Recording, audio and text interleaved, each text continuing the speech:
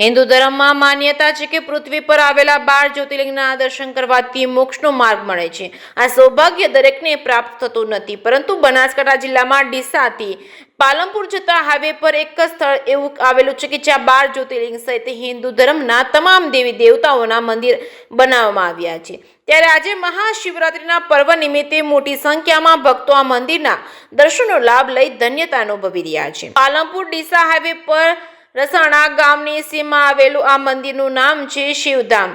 શિવધામની ખાસિયત એ છે કે અહીં હિન્દુ ધર્મના 12 જ્યોતિર્લિંગ, નવદુર્ગા સહિત હિન્દુ દેવી દેવતાઓના 111 મંદિર બનાવવામાં આવ્યા છે।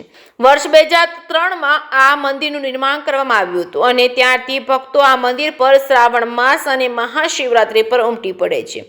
આ મંદિરનું વાતાવરણ એકદમ રમણીય છે અને દૂર દૂરથી ભક્તો આવી મંદિરમાં બનાવવામાં આવેલી 12 જ્યોતિર્લિંગની પ્રતિકૃતિના દર્શન કરી ધન્યતા અનુભવે છે। મંદિરમાં પ્રવેશ કરતા એક મોટું શિવલિંગ આવેલું છે। આ શિવલિંગ પર ભક્તો જળ અને દૂધનો અભિષેક કરી બેલીના પત્રો ચડાવે છે અને રમણીય વિસ્તારમાં આવેલા મંદિર પર બાળકો, યુવાનો, યુવતીઓ, વૃદ્ધો શ્રદ્ધાથી દર્શન કરવા પહોંચે છે। એક જ સ્થળ પર તમામ દેવી દેવતાઓના મંદિર આવેલા હોય તેવું મંદિર ભાગ્યે જ જોવા મળતું હોય છે અને એટલે આ અલૌકિક મંદિરના દર્શન કરવા માટે ભક્તોની ભીડ જામતી હોય છે। અહીં આવતા શ્રદ્ધાળુઓ પણ દર્શન કરી ધન્યતાનો અનુભવ કરી રહ્યા છે। મહત્વની વાત તો એ છે કે ડીસાના નિવાસી સ્વર નાથાલાલ સોલંકીને એક એવો વિચાર આવ્યો હતો કે તમામ દેવી દેવતાઓના અને તમામ શિવલિંગોના દર્શન કરવા માટે ભક્તોને અલગ અલગ જગ્યાએ જવું પડે છે। એક જ જન્મમાં તમામ દેવી દેવતાઓના અને તમામ શિવલિંગના દર્શન કરી શકાતા નથી, જેથી તેમને રસાણા ગામની પવિત્ર ભૂમિ ઉપર તેમને એક જ જગ્યાએ તમામ શિવલિંગો અને તમામ દેવી દેવતાઓના સ્થાપના કરી, જેથી અત્યારે તમામ લોકો આ તમામ દેવતાઓના તમામ શિવલિંગોના અહીં દર્શન કરે છે। આજે શિવરાત્રી નિમિત્તે અહીં મહામેળો ભરાયો હતો। અહીં લોકો દૂર દૂરથી આ તમામ દેવી દેવતાઓના અને તમામ શિવલિંગોના દર્શન કરવા માટે આવ્યા છે। જે કે સિંહ ગુજરાતી સાથે ભરત ઠક્કર, ડીસા।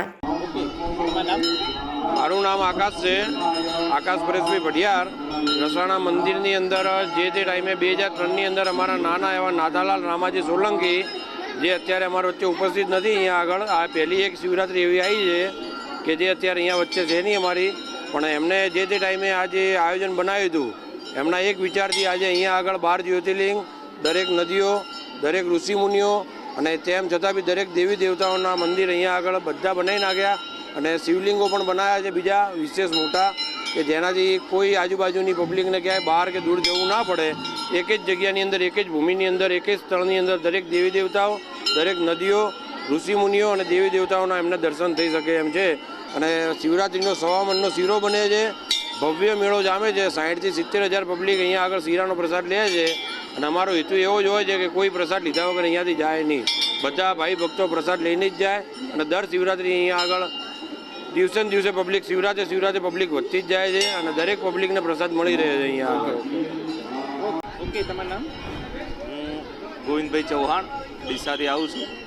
અહીંયા ઘણા વર્ષોથી હું અહીંયા દર્શન કરવા માટે આવું છું શિવધામ। એક જ જગ્યાએ જો બધા દેવી દેવતાઓના દર્શન કરવા હોય તો શિવધામ રસાણામાં એક જ દિવસે બધા દેવી દેવતાઓના દર્શન થાય છે, 12 જ્યોતિર્લિંગોના પણ દર્શન થાય છે।